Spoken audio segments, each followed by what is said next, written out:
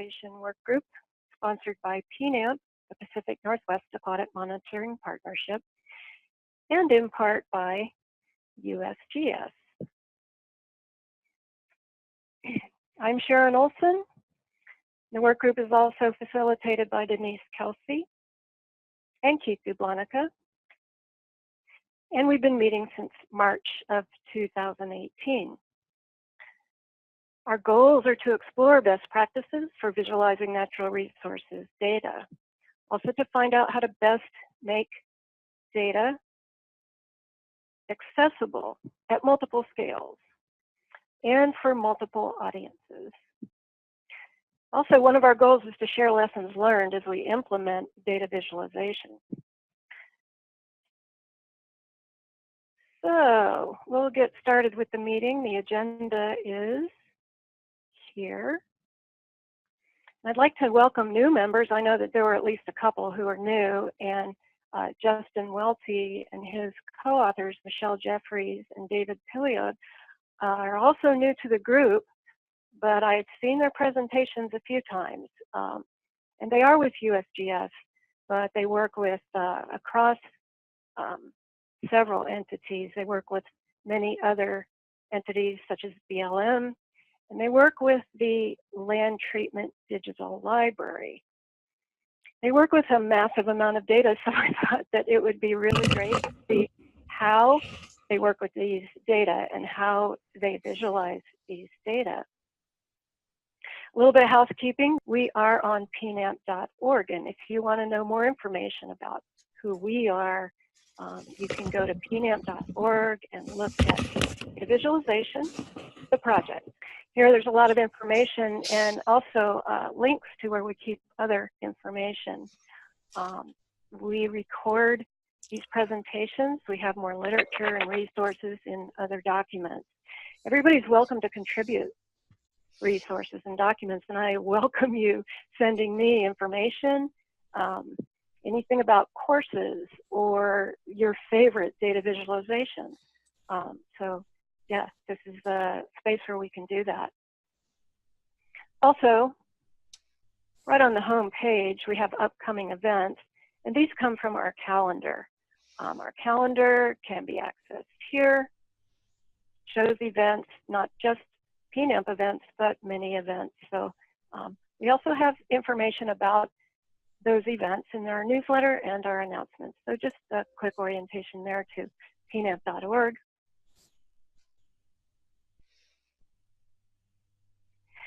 And if there are any questions or comments, all right, then I would like to turn over Justin, if you're ready, Justin. Yep, ready to go. All right, I'll stop my share. And at the bottom of your screen, you can grab the green folder that says share your screen. Yep. And I'm going to share that screen. So hopefully you can see my presentation. Everyone see? Yes, looks good. Okay.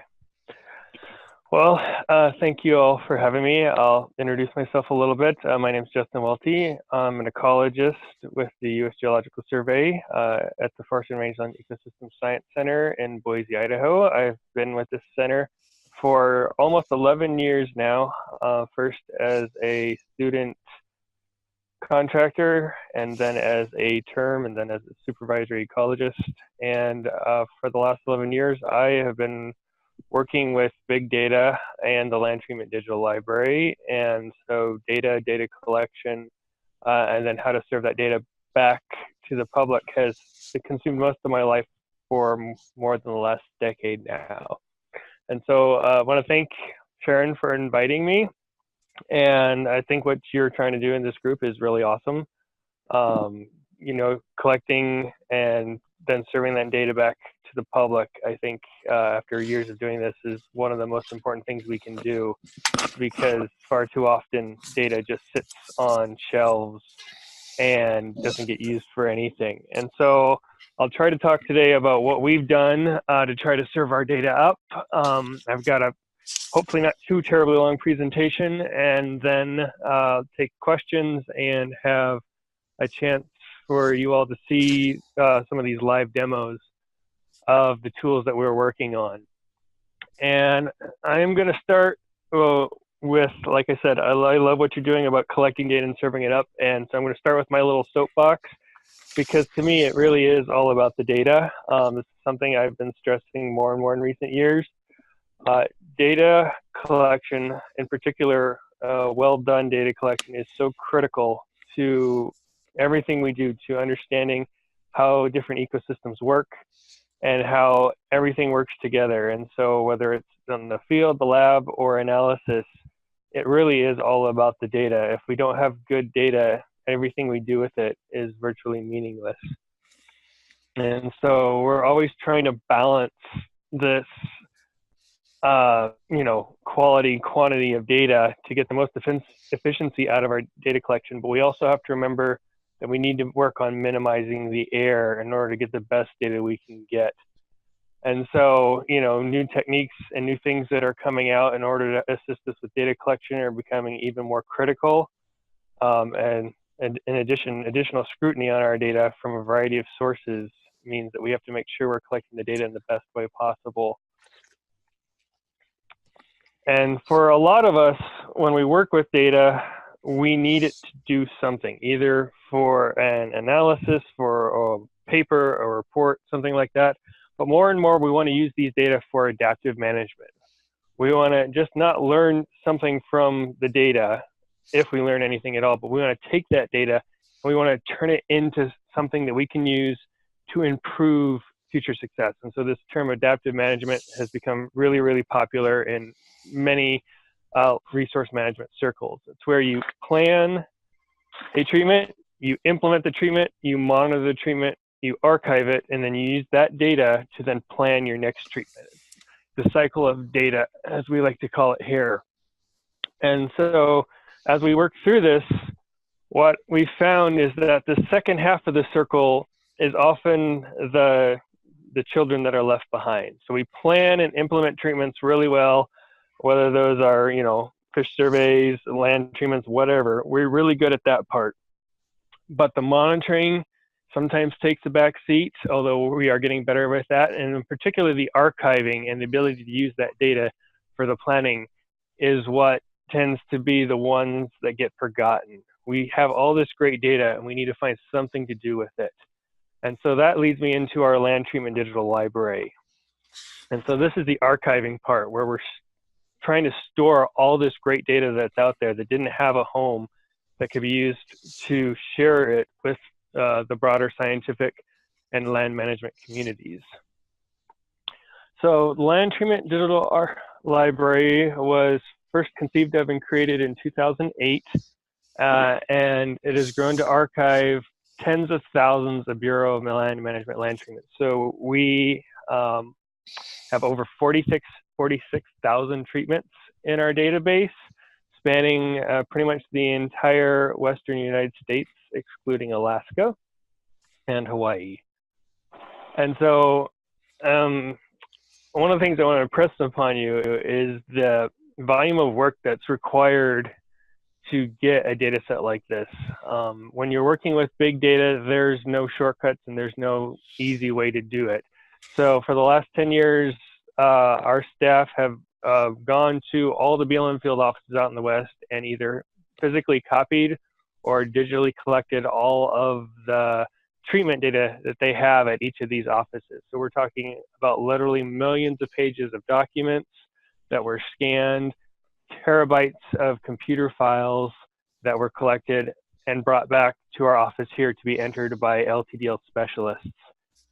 They actually have gone through and geo-referenced hand-drawn maps, entered data into an Access database front end, and as long with the spatial data, documentation, and everything else that gets uploaded with this. So this involves reading through all of that document, all the documents, again, millions of pages of information, and transcribing that information onto a database so that we can use it to serve it up to the public via a website. And so this has taken 11 years. We're still not done. We still have work to do, and we're almost consistently always behind schedule. because new treatments are being done every year, regardless of whether we enter them or not. And we're also working with the BLM to try to make sure this process is more continuous, that there isn't a lapse in the service of the data. And that's being done on their end by implementing what they call VMAP, or Vegetation Management Action Portal. And that will hopefully allow us to consume their treatments as they're being completed, so that the LTDL has a complete and current record of everything that's being done. So I want to talk a bit about the LTDL data structure, why we chose the format we did. I know for some of you, I wrote up here boring but important. When you get into the technical details, it can kind of be boring for people, but how you store your data has a big impact on how it can be served to the public. So internally, we use a SQL Server ArcGIS SDE geodatabase. And what that means is that our data are spatially aware. We can combine our spatial tables, our points, lines, and polygons, with our non-spatial tables, our treatment information, our seed species information. All that stuff is in one database. And that it really makes it easy to use and easy to work with, allows us to perform complex queries simply. And because we're using this kind of large-scale programs, it's readable by many other programs. So I said we had an Access front end that connects directly to SQL Server. We use ArcGIS and ArcGIS Pro in particular to load these treatments locally, and that again connects to our SQL Server geodatabase. When we're talking about on the web, these programs are used as well because the web programs can read them. Now, some of the costs involved with that are these pieces of software are expensive. They're not free, and they do require technical expertise in order to be able to run and maintain them. However, again, I like to reiterate things sometimes that I find important in talks, but having a proper data structure to hold your data, in particular a database, I've found makes an incredible difference in what you can do with the data. Data in Excel just aren't the same as data in a database. And so what can we do when we have data in a database? Well, it allows us to perform very complex queries, both spatial and tabular queries. And so start off simply, this is the spatial extent of the LTDL, over 46,000 treatments, not all of which have polygons, but you can see our spatial extent covers pretty much the entire Western United States. And you can also see areas of hotspots where treatments are more focused, either due to wildfire patterns or invasive species. We can then break that down further to create more interactive maps where users can see the different types of treatments. So this area is southwest Idaho, southeast Oregon, and northern Nevada. And you can see the broad variety of treatment types. A lot of seedings, we get a lot of fires in this area, and so these are post-fire seedings. So you can see here the Murphy Complex, the huge fire in Idaho, Nevada, the Soda Fire that occurred not too long ago in Oregon and Idaho, as well as lots of other previous fires, as well as prescribed burns, herbicide and chemical treatments, and other things like grazing closures. We can get an idea of how much the landscape has been impacted when we have data like this, because we can do things like treatment counts. So you can see areas that have been treated maybe only once, or in some cases, 11 or more times. So this area in central Idaho, south central Idaho, is a huge hotspot activity for fire. So it gets treated over and over and over again because the fires keep on burning. But this allows us to quickly see areas that are most impacted, in areas where we may need to take special care. We can produce fun figures, such as this one, which is a three-dimensional figure showing the number of sagebrush seedings in the West. And again, sagebrush, for those of you who aren't Great Basin centric, is a critical species for sage grouse and other sagebrush obligate species. And so we can see where most of these treatments are being done. We can produce tabular results along with graphics. So again, here's a breakdown of the treatments per state within the LTDL.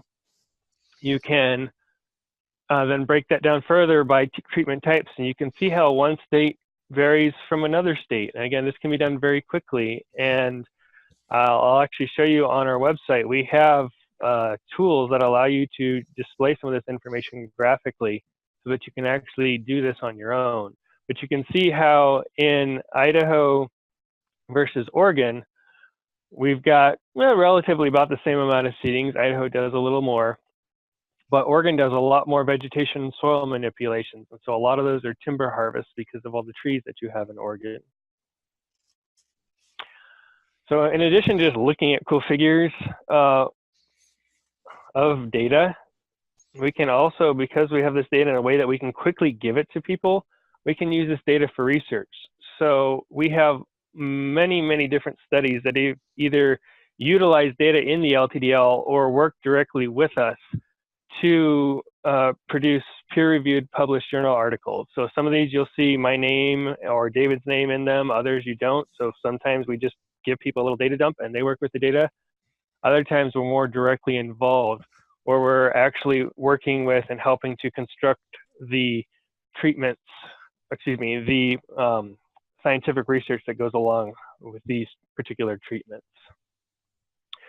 We can also use the data when you have it, again, in a system like this to identify patterns in the data themselves. And so we've published 2 papers just by looking at the land treatment digital library data and doing no other research other than what's there. And so here are the 2 papers. If you're interested in the LTDL, I encourage you to read them. They provide a really good overview of what's been going on in the West as well as in the LTDL. Again, here are some figures from the papers. They allow you to identify patterns just by, again, looking at simple things like counts of treatments. So we've got non-wildfire in the light gray and wildfire treatments in the black. And you can see how treatments change over time.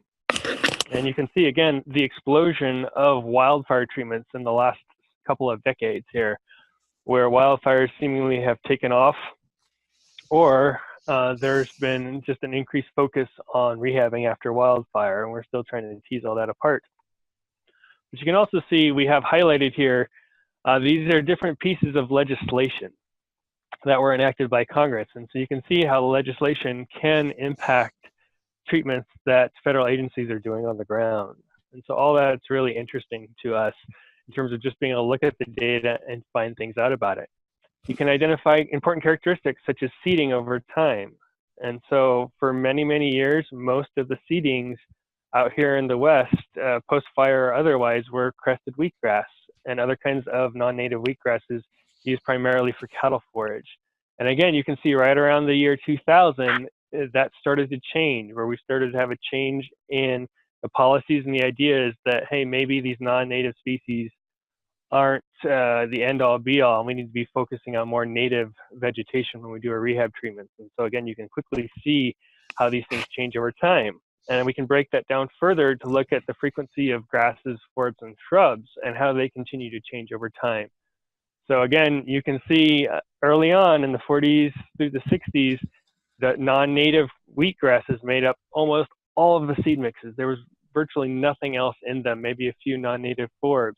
And again, as these things progress, as we learn more about the landscape, we're changing more and more into native species, particularly in the grasses and the shrubs. All right, so we've got lots of cool data, and we can use it for research, we can use it for visualization purposes, but now we want to get that data into the hands of decision makers in particular, but also into the hands of researchers. So we want to build nowadays websites to make sure that data gets out there. And again, another boring but important slide here, our website tool building blocks. How are we delivering this data up to the public? Well, again, we use a SQL Server and ArcGIS server in combination with both local and cloud hosting. And so what that means is we have our SQL Server ArcGIS SDE geodatabase that houses all of our tabular information, as well as a regular server that holds documentation related to the LTDL and other things. And then we have an ArcGIS server that does our GIS processing. So as you'll see in some of these tools later on, we do a lot of on-the-fly processing of spatial data. And in order to do that, you actually need this ArcGIS server to help you with the processing. And then we use local and cloud hosting depending on the type of tool we're running and the type of environment we need. So for our land treatment exploration tool, which I'll demo here in a little bit, we need cloud hosting because that can really allow us to expand or contract based on the number of users. If we have a lot of people hitting that tool at once, it expands and gets bigger for us automatically. So that makes it better for the end users and allows better performance for us. Again, the advantages of using these systems are that they're well constructed. They've been through the ringer. They're not going to have a lot of bugs in them. But again, costs is that they're complex, expensive, and require that technical expertise again to run them. We have a team of people here without which even one of them, you take them away and the system starts to break down because it's so much information. No one person can really know all of it. So let's talk about how we're serving up the data. We've got our website. You are welcome to visit it. The address is right there. It is an older website. I highly recommend if you do go visit, you go in Internet Explorer. We are working on building a new site that is more Google Chrome friendly. It will just take a little bit of time. But through that site, you can access treatments by a variety of searches. You can look at the products that we've come out with and those summary graphics, which are my favorite thing of all about this website, allowing you to, again, quickly visualize the data. But you can also get into the details. So you can see specifics of each treatment. What was done, when it was done, do we have results? Do we have any monitoring data associated with it? What's going on with that one particular treatment?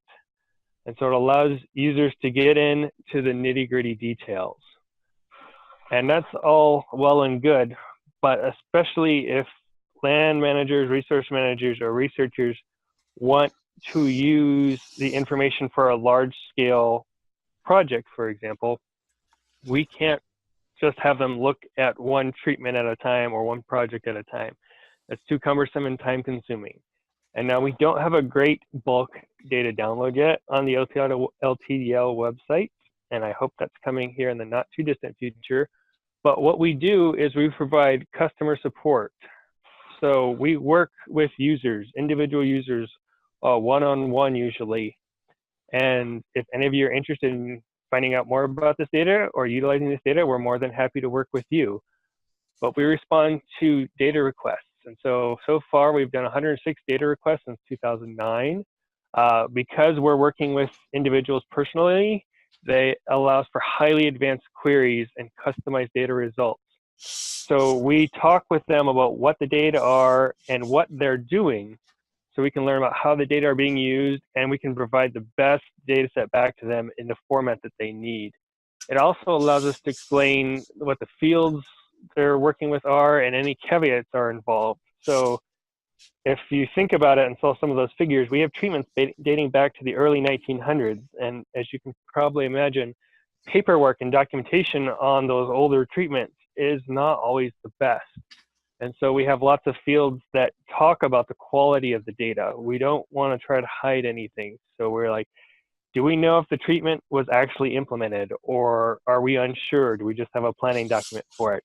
Do we know that the dates are correct, or do we just have a range? Do we know that the spatial file is the correct boundary, or is it, again, the planning document? What do we have, and what can we tell you about the data so that when the user is working with it, they are aware of all these things and they can produce a better result because of it? And again, you can see that last point, all the different entities that we've worked with over the years to provide data for.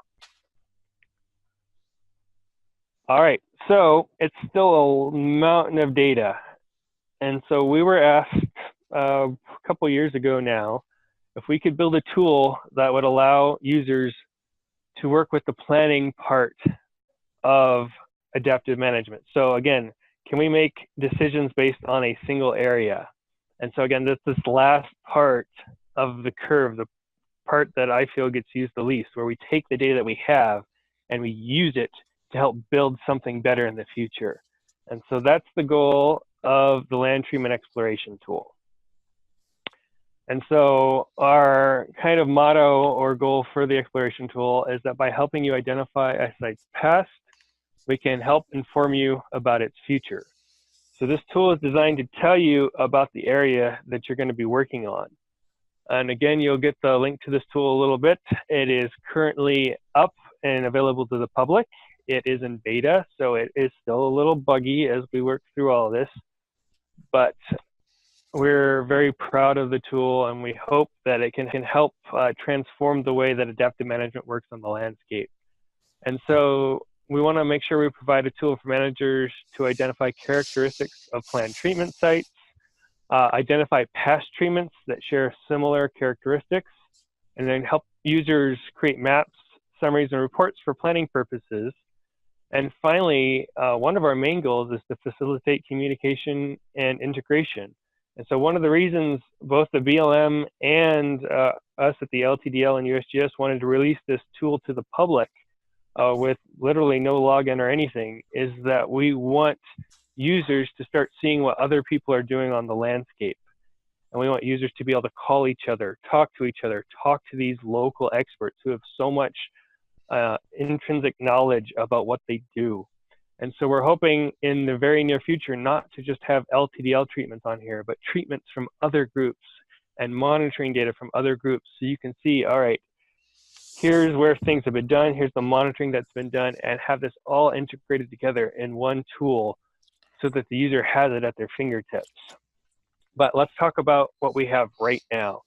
So we have a web map interface where a user uploads a planned treatment area. This is an area that they're hoping to do a treatment with. We have a ridiculous amount of background layers you can turn on. I think it's somewhere around 70 of different land fire layers, greater sage-grouse layers, soil layers. There's like 30 or 40 soil layers all on their own from the Surgo soil folks. We're working with lots of different groups here to make sure we get the best and most recent data.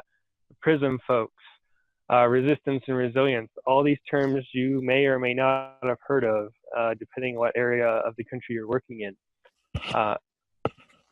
We also have an automatic clipping process, and this is one of my favorite things.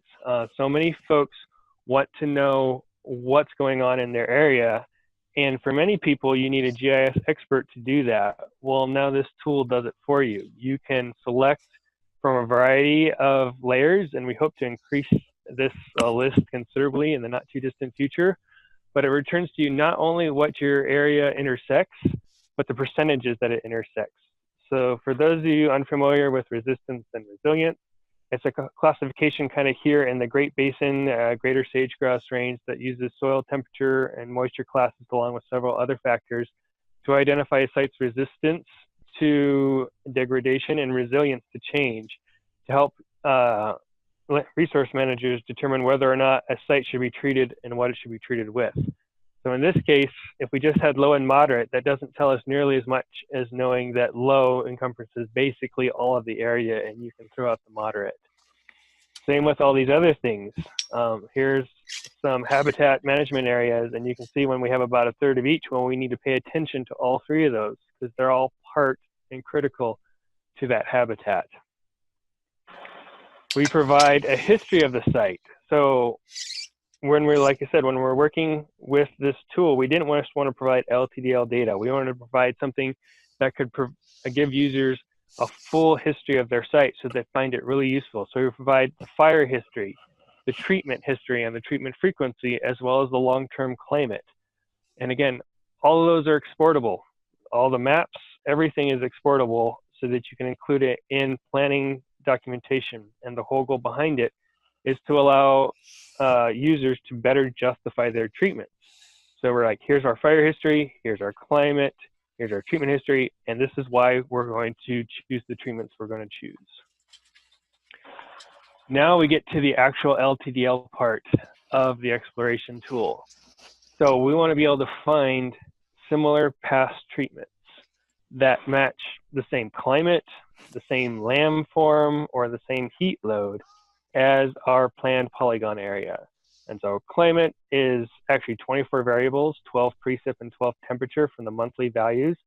Landform is a categorical ranking of things like hills, plains, valleys, cliffs, things like that. And then heat load, for those of you who don't know that term, is essentially a unitless rating from 0 to 1 that takes into account slope, aspect, and latitude, and is incredibly useful, we found, in determining those areas that tend to have a high heat load. They're south-facing, pretty steep slope. They don't tend to do nearly as well as the north-facing because they're hotter and drier, and so it's a great variable that combines all those factors into one. And what we do is we run independent statistical similarity indices on all three of these variables in your range of treatments that you're interested in. And so you can choose, and I'm going to back up here for a slide, you can choose a user-defined buffer distance, but you can also choose different political and ecological boundaries to run this query on and return the results. And when it returns your results, it tells you, here are all the treatments within your specified area, and it ranks them, again, based on statistically valid similarity indices, so that you can look at the climate rank, the heat load rank, and the landform rank, and how similar are these. And one interesting thing we found when doing this is that there's such variability on the landscape. It's really kind of difficult to actually get a situation where all three of these are relatively high in the ranking. So you might be number 1 in climate, but you're number 121 in heat load and 103 in landform. And so by having all three of those, it allows you to hone in on the aspects you want. And, sometimes there is ones you could find maybe that are in the top 50 of all three categories. As the user is working through this and trying to find the treatments they want to look at in order to help guide their future treatment, we provide basic information, project name, treatment type, year, and then a color-coded indice.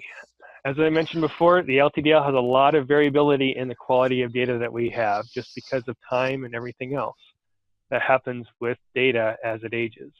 And so we have a color-coded followed by a letter code indice of the data quality. And in general, green means good, yellow means not so good, white means not applicable. But we talk about the implementation status. Do we know that the treatment was done? The polygon status. Do we know that the polygon is confirmed? Is there a seed list? Do we have results? Did they tell us how it turned out? Do we have monitoring data? And was it BLM verified? All this allows the user to quickly see and interact with the data. And if they're interested in a specific treatment, they can actually expand that treatment to get more details, such as the dates, the objectives, the actual implementation, and the results that they tell us, along with things that are associated with the treatment and any seed lists or other information that goes along for the ride. And so all this is available to any user who wants to use the tool. Users can then filter their lists even further. So we had 270 treatments, and my initial result that I showed you on the slide, that's still a lot of treatments. People aren't going to want to go through those one at a time. So we have a slew of filters, again, to help the user narrow down their selection. What are they interested in? What do they want? And so you can filter on just about anything, including the seed species you're interested in planting. I only want to see treatments with those species that I think are relevant to my site. And again, it will filter the list for you and return the results.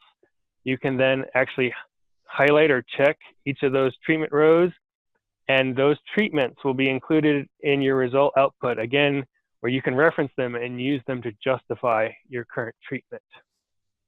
And so again, just to reiterate, like making all of that available to the user as things that you can actually export and attach to the planning document. The whole goal behind this, the whole reason this was proposed to us by the BLM themselves, is that they said we need a tool that allows us to justify what we're doing on the landscape.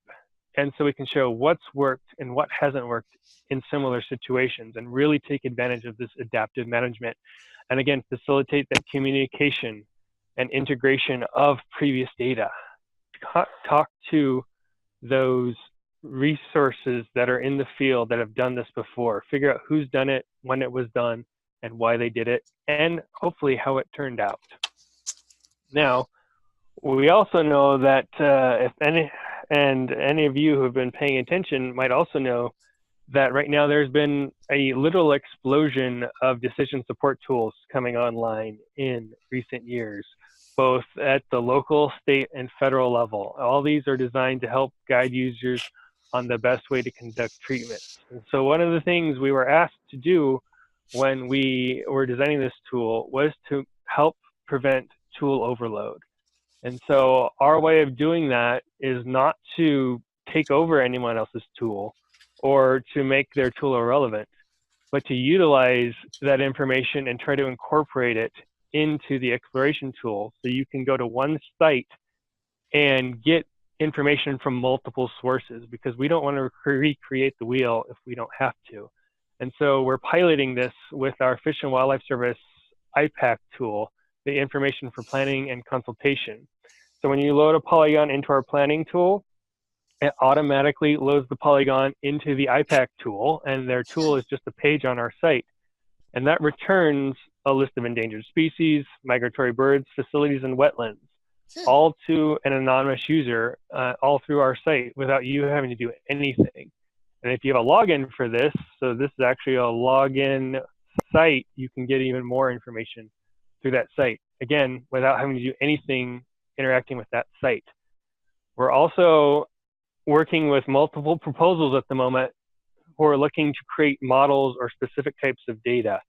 So one of the big things right now is trying to use the increasing predictive power of weather to assist users and see what's coming up and whether seeding should be planted. Far too often through our research on the LTDL, we found that seedings, particularly post-fire seedings, often get put down in drought conditions because you're generally drying out as a fire burns.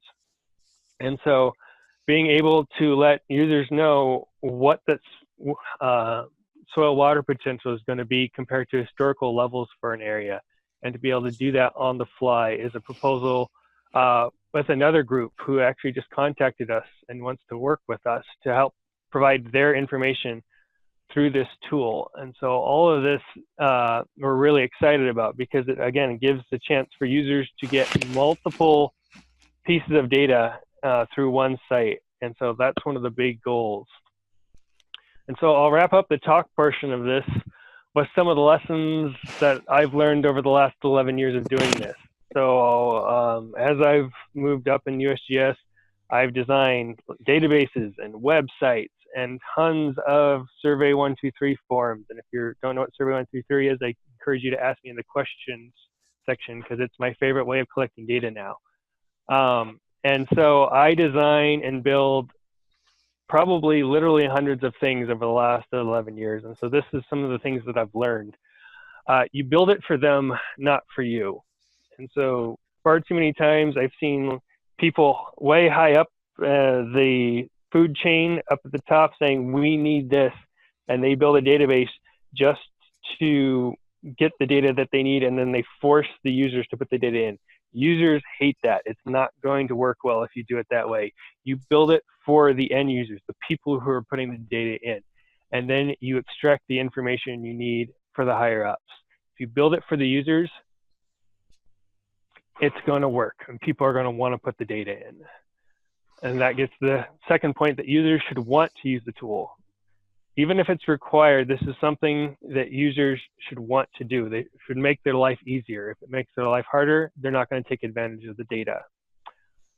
Communication was key. Communication both with your design team and your end users, and maybe the higher ups if they're a part of it, but talking with everyone to make sure that you can provide information in a way that's suitable for them. Constant feedback is essential as you're building these things. One of the things, if you all are designing tools, that you'll find very frustrating is it's very hard to get people to give you critical information. They don't like to talk badly about something you're designing. And so it's really important to get that feedback on a continuous thing or a continuous loop. The last thing you want to do is to spend months or years designing something and then have the end user look at it and go, oh, that's not what I wanted at all. And you have to go back to the drawing board. You want that information to be coming as you're designing it. And this is one that I always have to fight for, is that criticism is good. I'll give you two examples. Yesterday, I built a simple Survey 123 form for vehicle checkout here at our office. And our administration official asked if I was okay with her telling me about spelling errors and little things like that, because she didn't want to tell me. She felt bad. And I'm like, tell me. I want to know everything and anything that's wrong with that. And a similar situation today for another website that I designed. Well, one of our users felt like she was being nitpicky with all these little things, and I have to keep enforcing the policy that this is good, because if a user notices it, it's going to affect how they view the site. And so I want all the criticism of my work that I can get so that I can work on making it better. Useful tools take time and money. There are no shortcuts on things like this. You've got to invest in the time and the personnel to make them go. And if you don't, you're not going to have a tool that anyone wants to use. And finally, this is my favorite one, which is why I put the exclamation point on the end. Just build something. I have seen many, many tools wither and die as they spend years and years trying to get everything perfect. And by the time they do, the tool's not worth it anymore, or it's not useful, or it's no longer relevant. And so you've got to start somewhere. The first version of the LTDL looks nothing like the 7th version. But we are actually not in competition, but the BLM was building a similar tool at the same time. And by the time they got theirs where they wanted it, ours was already up and running and collecting data. And so they went with ours because we just built something and it wasn't perfect in the first place. And it's still evolving 11 years later to try to build a better and better database. So get something out there and then see what the users want and build from that. Don't spend forever making it perfect. With that, I'll take any questions that you have.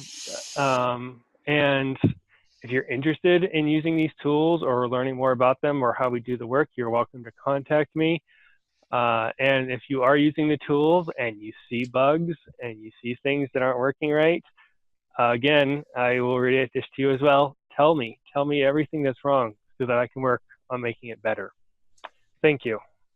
Take any questions you have, and then I've got both the LTDL and the exploration tool up, and we'll see how much time people want to spend, and we can do more or less on either one of those. But let's start with questions for now.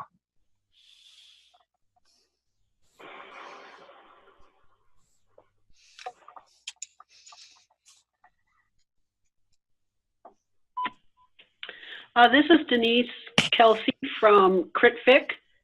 I'm wondering, what is your software that you're using to display all this information on the websites? So it depends on the website that's being used. And so a lot of it is HTML and JavaScript. For some of the sites, we use a program called Django, which is a Python module essentially. And others, it is using, and I'm going to remember the name, forget the name because I'm not a website specialist, but I think it was, no, I'm going to draw a blank on that one. I apologize. I can, if you email me, I can get back to you on that one. Sure. And are your website folks in your department, or is that another department that takes care of that? No, my website specialist for the LTDL and exploration tool is literally on the other side of the wall from me. Okay, thank you. Which makes it really nice.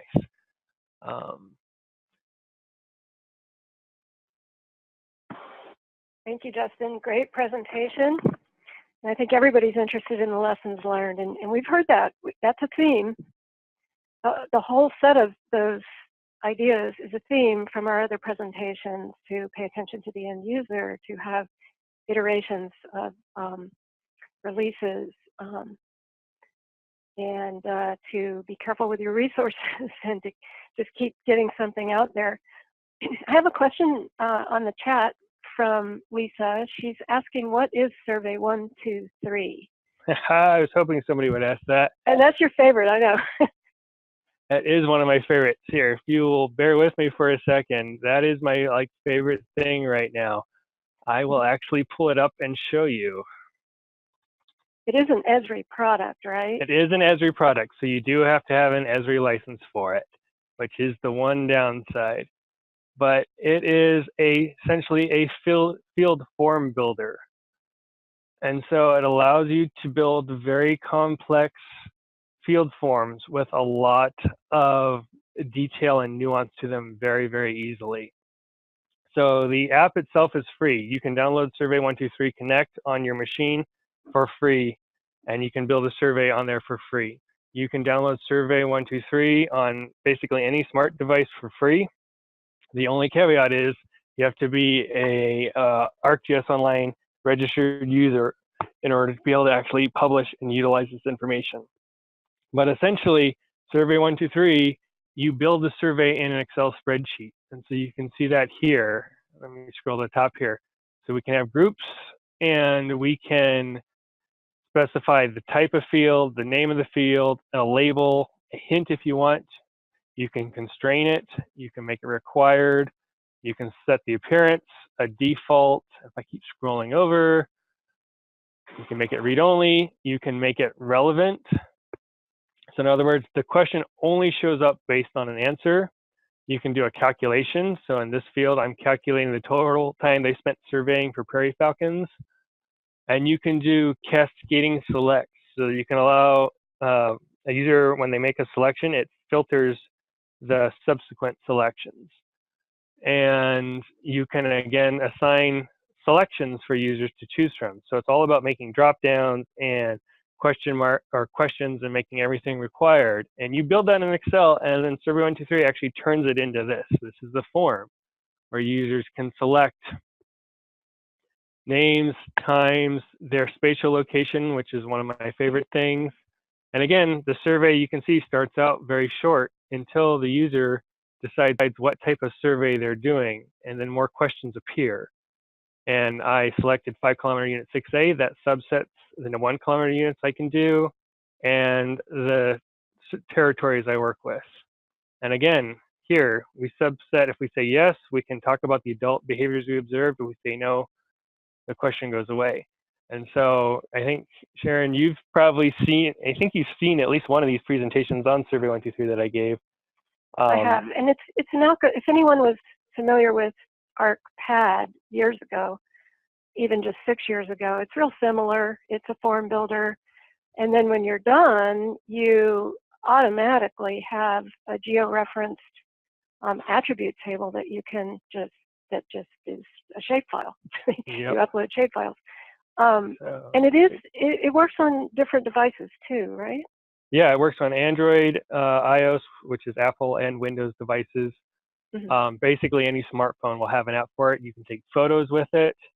You can collect signatures. So one of the forms I just built has a signature field where they actually have to sign it on the form. Mm-hmm. You can do barcodes, and so that's another tool. I was just at the Esri Developer Summit earlier this month and gave a presentation on a barcode generator tool I've developed, which allows users to print custom barcodes, and you can scan these right into Survey 123 and utilize it with the data. So it's a very powerful field collection form. And if you haven't used it yet, I encourage, and you have the ability to use it, obviously, again, it's a paid service. I encourage you to look into it for data collection. We use it for almost everything here. And if you're confused about what it can do or what it can be used for, this is one of my favorite things. I've helped people all over the USGS and outside of the USGS with this because it's an Excel spreadsheet. I send you my Excel spreadsheet, which has no proprietary information whatsoever. You use that as a template to build your survey, and then you can be looking at the spreadsheet and seeing what the survey does and just use the stuff that I've built to help make your forms.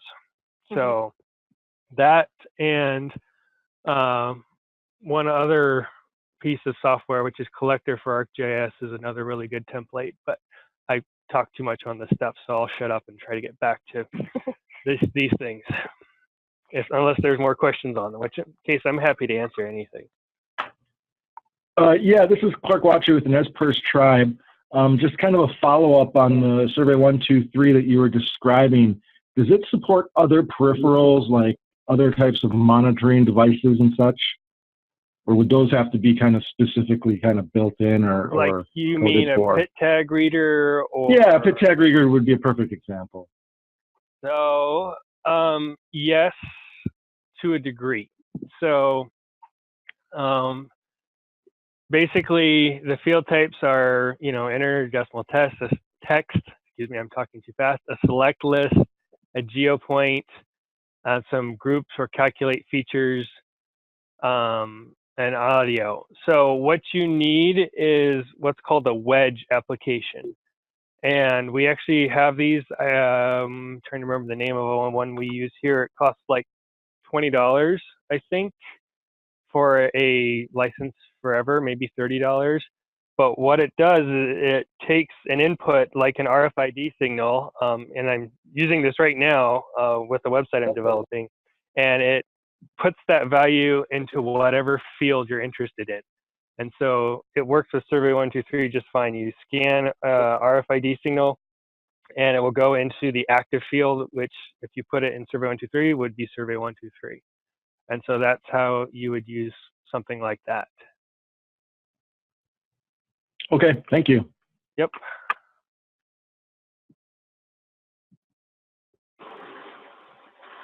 Other things, and I'm happy to talk about Collector and Survey 123. I don't, like I said, those are two of my favorite toys to play with. So, and I interrupted. Sorry. Go ahead.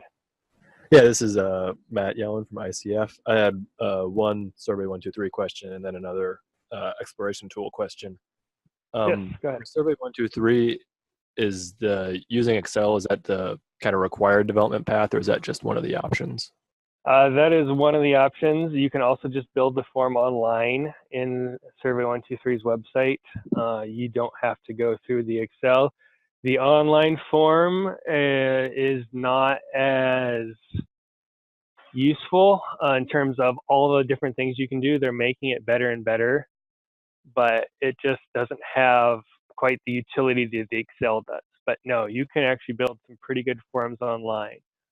Oh, I don't know why it just kicked me out of that. But you can actually, like I said, create a survey online and it'll walk you through, and you can do a lot of that stuff online without access to Excel at all. Great, thanks. And then you can actually, see if I have it up here. Sorry for clicking around. So then you can actually use ArcGIS Online to view information from your survey. So this is actually from Collector for ArcGIS, which is another application.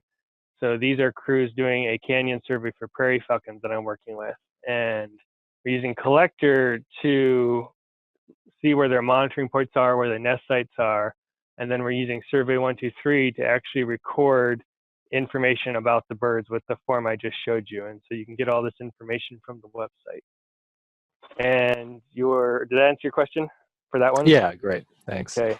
And then on the exploration tool, for the part where you were talking about, for a particular area, getting the % overlaps with various different layers, can the user also like download a shape file of those overlaps, or is it at this point just kind of data tables about that area? Oh, that's a good idea. We hadn't thought of that, like download just the layer for that. No, we don't have that capability right now. We do have links to all of the data that we use. Let me get to the right page here. Not that one. There we go. So we have the metadata for all the layers that we use on the site and where you can download it from. But we don't have the ability to clip and download directly. Mm-hmm. But a user could still do that on their own. Yeah, user could still do that on their own. And I'm going to add that to our list, at least the things to talk about for the tool, because I do like that idea.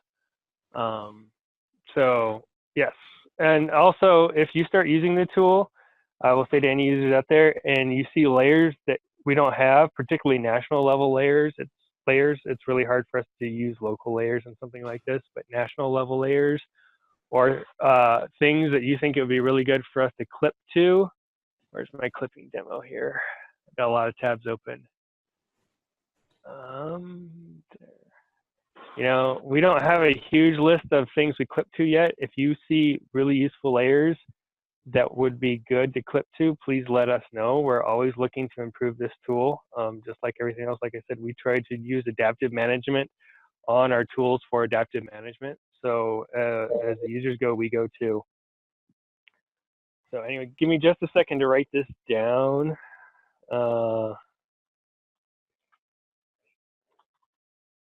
Okay, thank you. Other questions?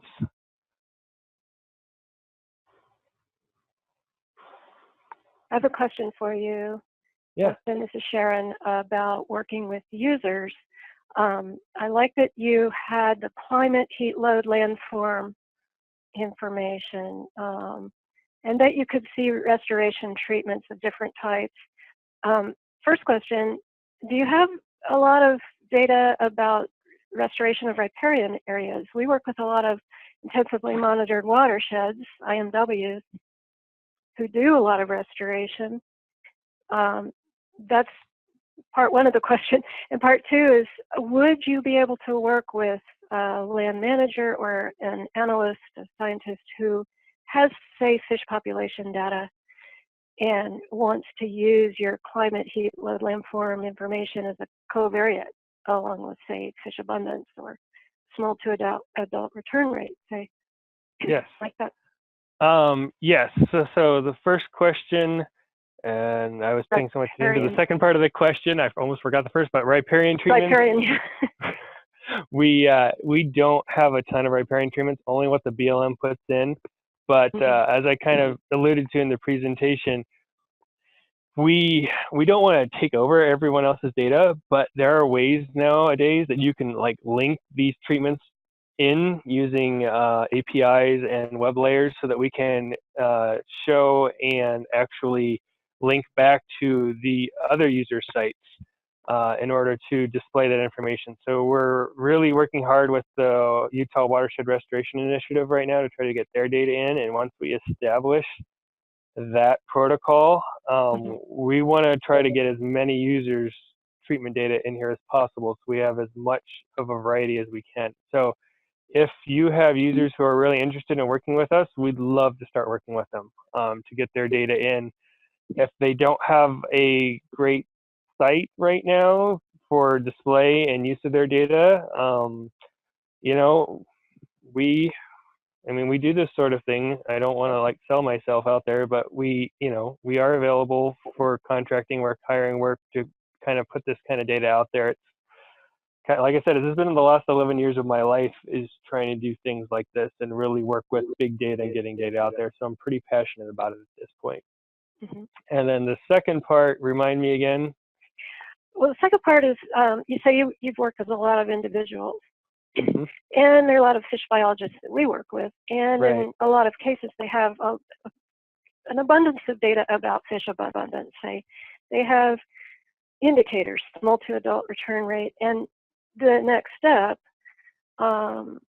linking the some covariates to those vital rates. And I know that you said you had climate, heat, load, landform data.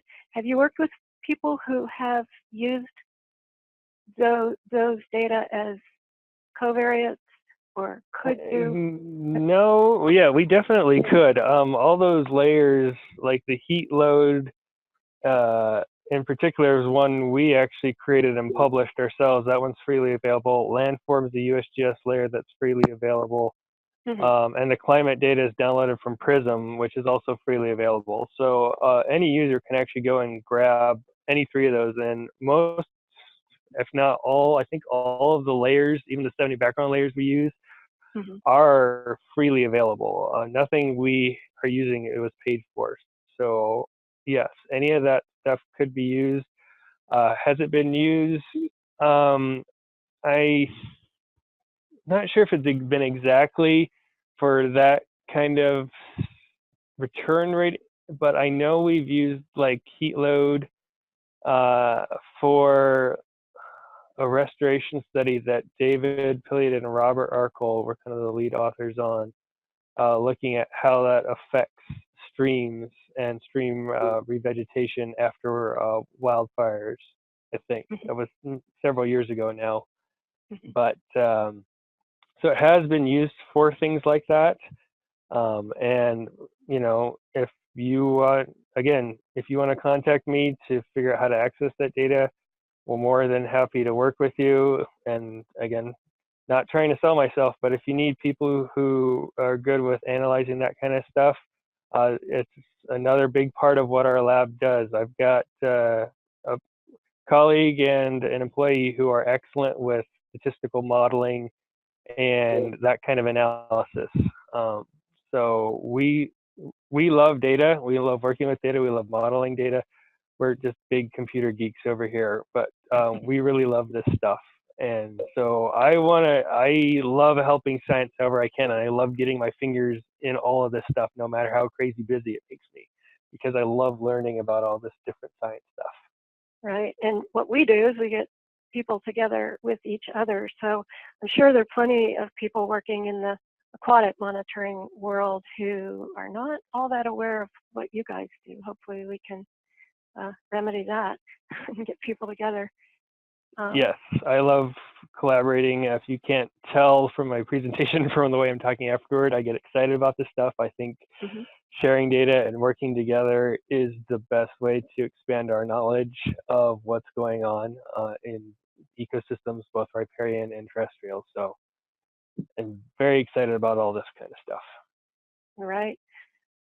So any other questions? I see that a lot of you have, I'm looking at the participant list, and a lot of you have your microphones or your phones muted. So if you want to unmute your phones, ask questions, feel free. And also at the bottom of your Zoom screen, there's a little chat bubble that you can click on. And if you don't want to talk, you can just type a question.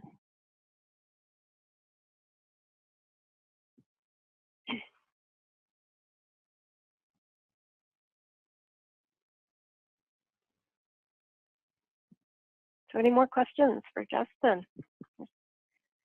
Good discussion there. Yeah, and like I said, offers open if you want to learn more about this stuff after the conversation, or you have questions about Survey 123 or Collector.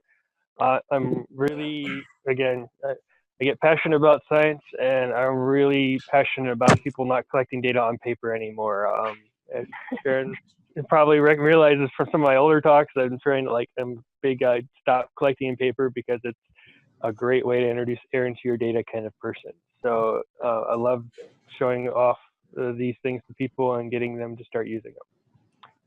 So yeah, if there's no more questions, we can do demos of different things if people are interested, or we can be done. It's totally up to the group at this point. I've got stuff loaded for both the LTDL and planning tool, but if I've talked enough, I'm good with being done as well. I have a question if you wouldn't mind. Yeah, of course. Great. My name is Julia Bond. I work with the City of Portland's Bureau of Environmental Services, and this is my first time that I've joined the data visualization webinar, and I've really enjoyed it so far. But my question is specifically about your experience using Survey 123 versus using Collector. If you have an example of where you've preferred using one versus the other, or some recommendations about that. Yeah, I have actually produced slides on that. Answered that question a lot.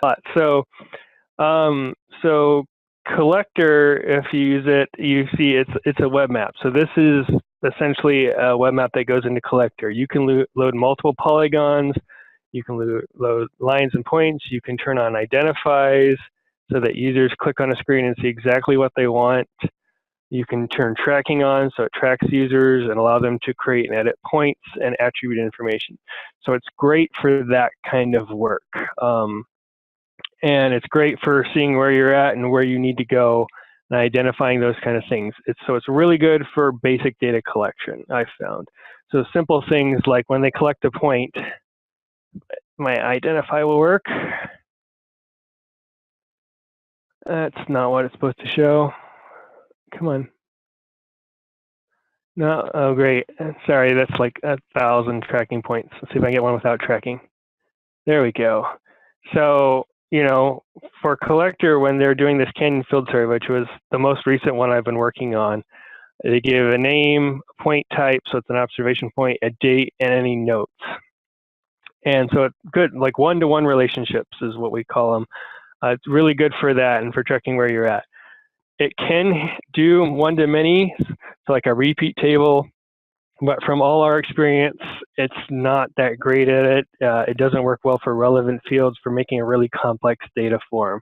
And so Survey 123 is where you need data, where you need to collect a lot of data. You need to have things like, you know, relevant fields so the user doesn't see all 100 questions. They only see what's there. You want to have photos associated with it. You want to be able to scan barcodes and return data. So that's another great feature of Survey 123, designing the vehicle checkout form. And when the user scans the barcode in the vehicle, it's going to return to the user the make, the model, the year, the VIN number. All that information pops back to the user automatically so that they know it without having to look it up. It is good for really getting down and dirty with data. It is not great at capturing intense spatial information. So right now it only captures a point. New versions that are coming out will allow lines and polygons to be captured, but it's not going to have that intense GIS focus that collector has. And so usually what I end up doing when I design these things for folks is I tell them we use both. So again, we'll go back to this canyon survey for prairie falcons. We are using, let me find my mouse here. We're using collector to track where they're going and to track the points of where they're observing, where they're seeing nests and territorial displays and things like that, where we need a good spatial component and a little bit of data. We're using it to highlight the territories that they're going to and their survey units that they're working in, as well as allow them to see base maps to see where they're going and what they're doing. And then once they've done their survey and marked up their points, they use Survey 123 to really enter all that information into a field form that we can then use back in the office for analysis. And so oftentimes, like I said, I end up using both. There's a few projects where one works better than the other, but they work really, really well together, and they're getting more and more coordinated with each other. So for example, you can actually call a survey from collector and fill in attributes based on your specifications. So if a user comes to a point and they click on that point, it says you're at this point and you are in this site, and you click on the link, it'll actually send that information over to Survey 123, open up the appropriate survey, and fill in those fields for you. And so they work fine on their own for their specific things, but they work really, really well together as well. And that's usually what I use them for.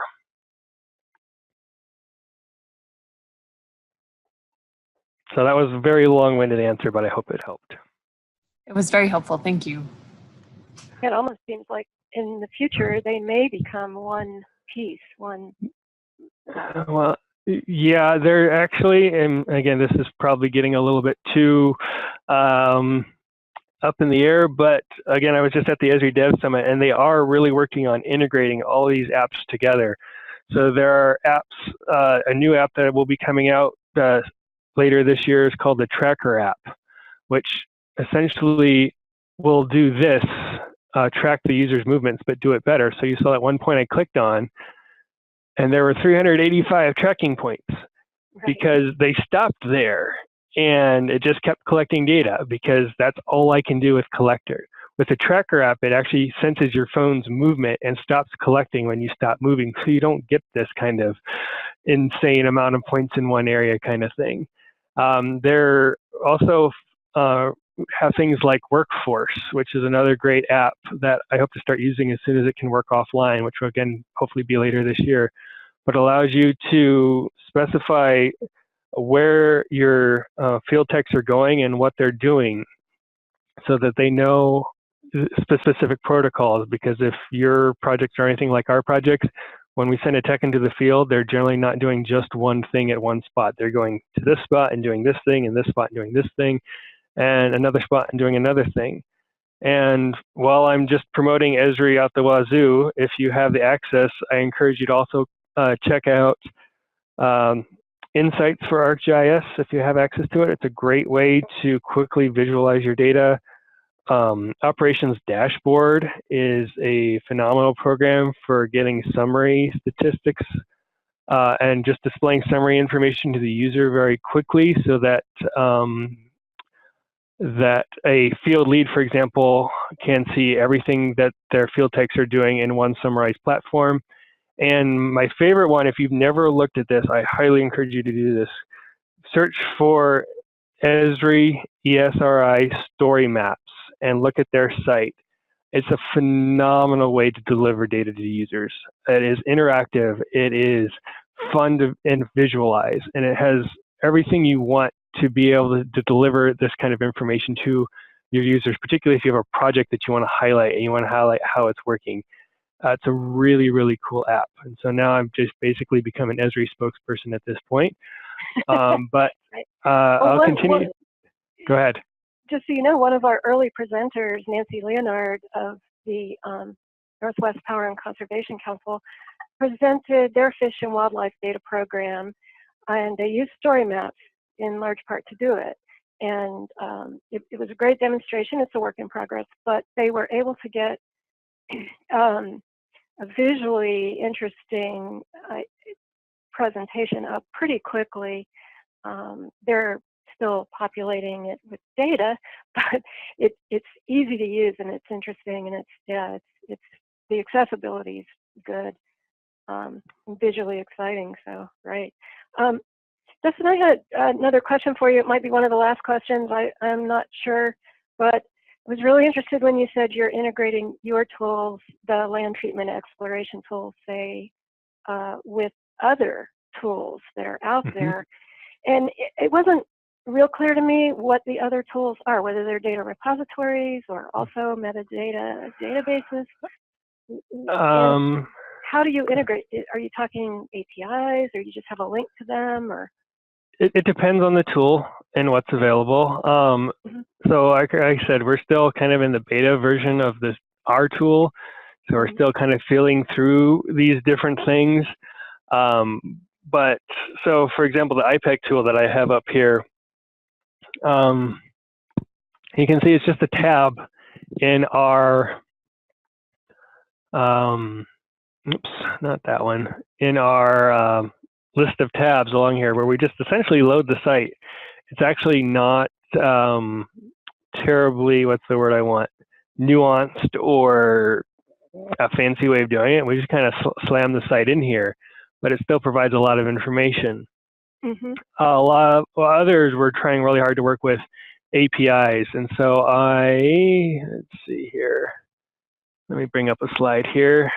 So for example, a lot of these are still in the proposal phases. So this soil water potential kind of output, this is just a theoretical example right now. The team built a proposal for this, and it's being funded, and the goal is to then create an output that will be their own tool. They'll have a website for it, but we'll send API requests based on user feedback and get the information back, and then display it on our site. So it's a little more technically advanced than just loading the page of somebody else's site on our site.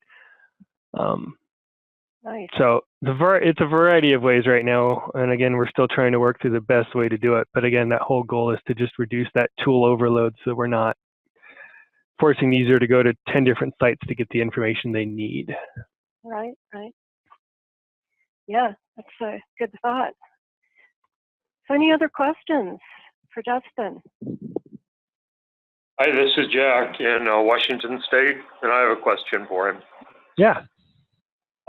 I talked to the trainers for Survey 123 a month or two ago, and they seem to be a little uncertain about if a user had an existing long-term data set, whether that would map into Survey 123's functionality well. Did you have to overcome anything like that? So you've got an existing data set that you want to kind of append to Survey 123 and then collecting data onto it. I have not tried anything like that. So I don't think I can provide you a great answer to that. Well, that's fine. I was just kind of curious because you guys, Hello?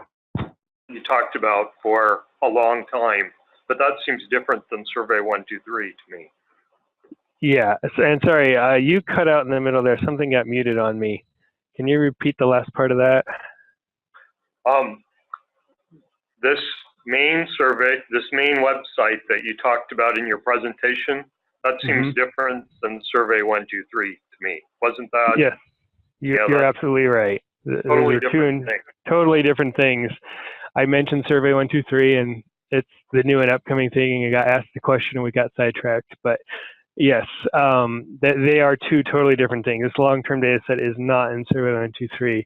Now, that being said, I know it is possible to work with your Survey 123 and collector data through ArcGIS Pro and even ArcGIS Map. And so in theory, as long as the field attributes line up, it should be possible to append your data.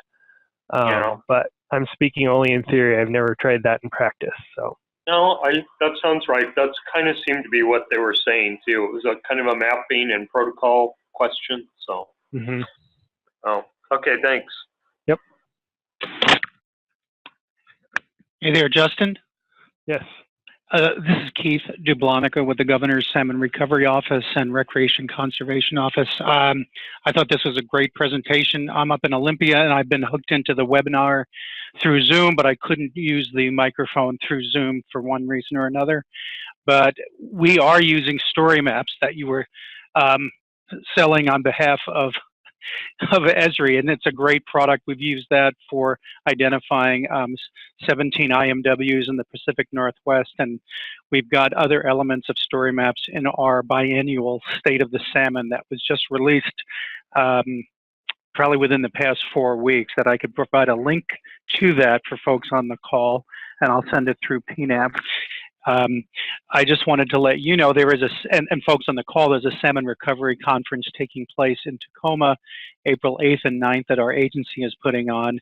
And I just applaud the efforts that you've shown here and your willingness to offer perhaps some training webinars or some other particulars of Survey 123 and some of the other elements that you have showcased today.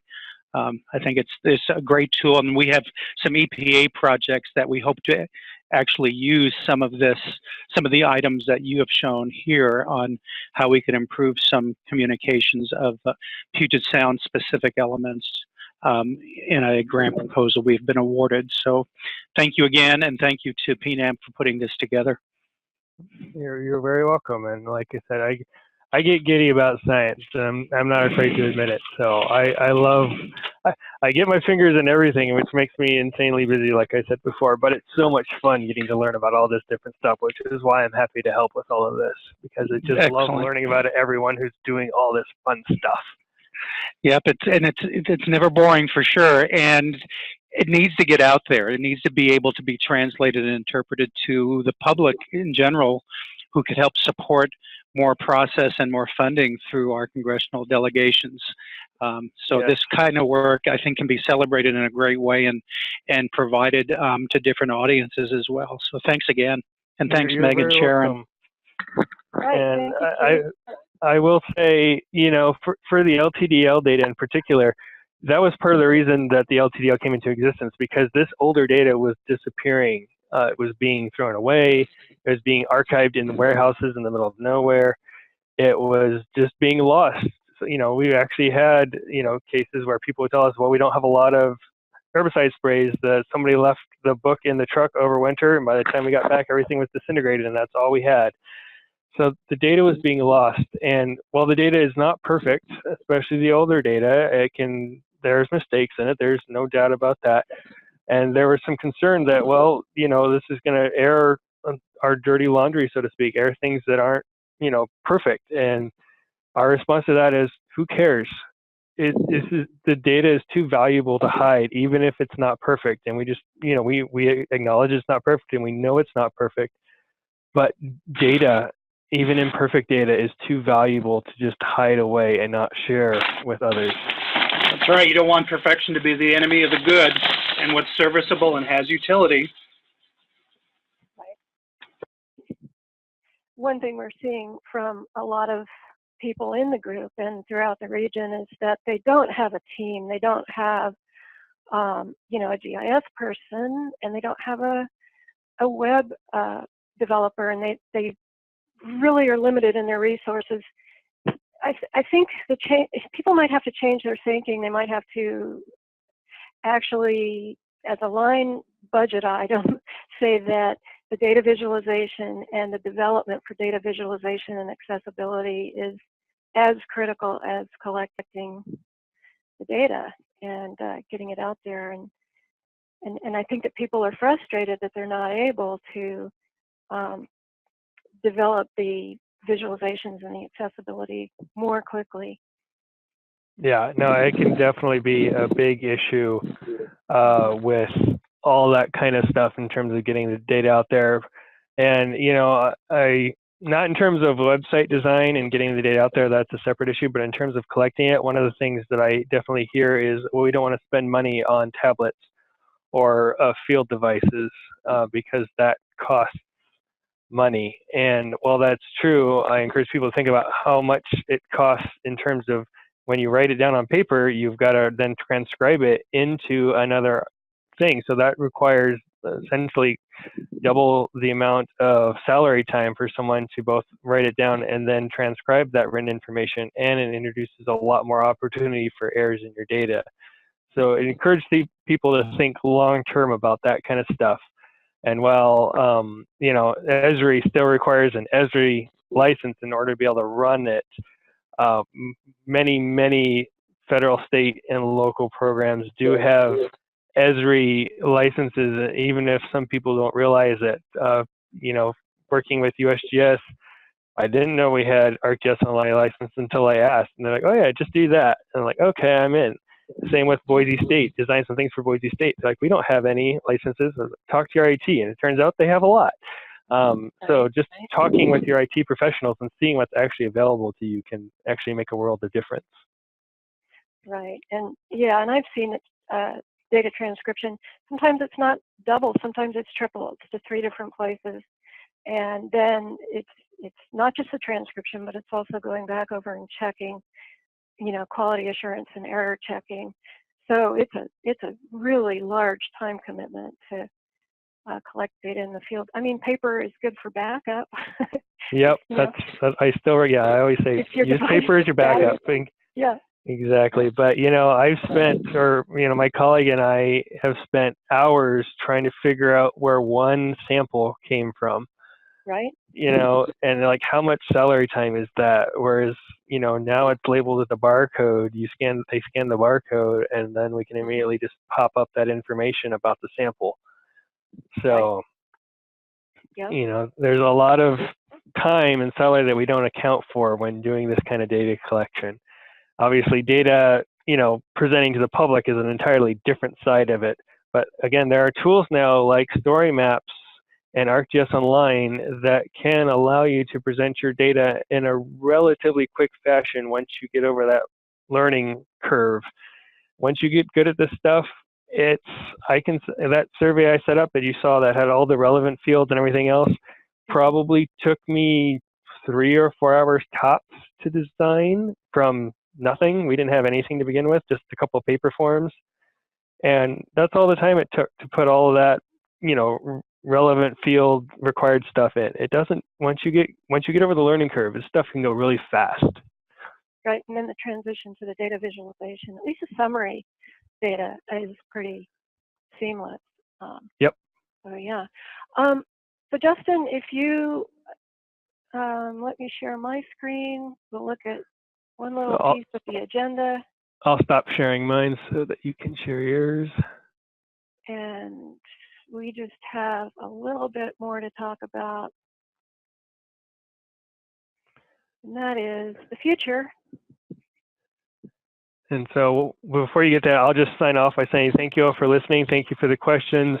And contact me if you're interested. Like I said, I'm always willing to work with people. So feel free to email me. Thanks, Justin. Yeah, no problem. Thank you, Justin. And that is one thing I wanted to say is that we will have your presentation online.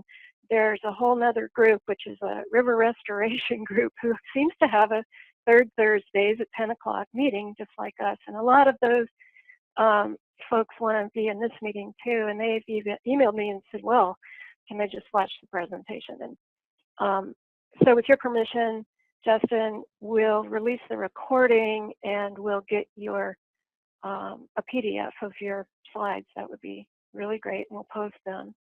Okay, yeah, I'll work on getting the PDF of the slides to you, and yeah, anyone who's listening to the recording, the same thing applies to all of you. Feel free to contact me.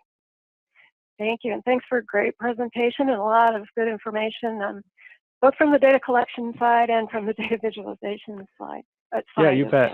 Yeah. So, any suggestions for the meeting going forward into 2019? I'm open.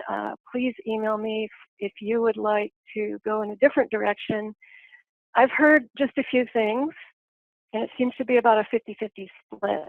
And the 50-50 split is between continuing to learn what others are doing, new presentations from all over the place. Within that category, there's about a 50-50 split of looking at brand new presentations and looking at our members who have possibly presented before. People are curious about what happened, where are they now. Everybody who has presented has had somewhat of a work in progress. And we know that it probably always will be a work in progress. You can always improve it and add more information, add a better user interface.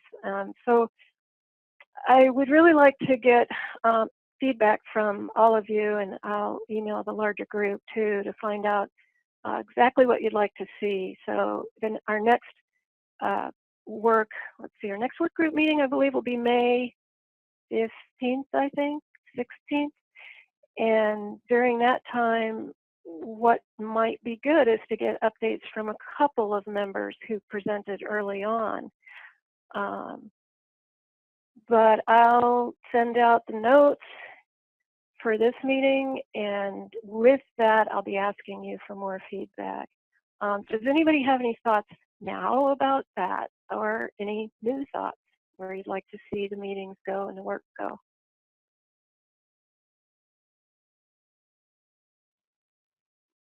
And if your microphone is, or your phone is muted, go ahead and unmute.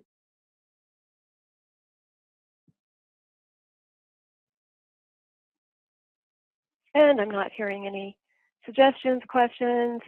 And if there are no more thoughts, we'll call it a day. And I really appreciate all of your time and showing up and being here to hear Justin's presentation. And we will see you in May. Right on. Thank you so much for facilitating this call today. Thank you all.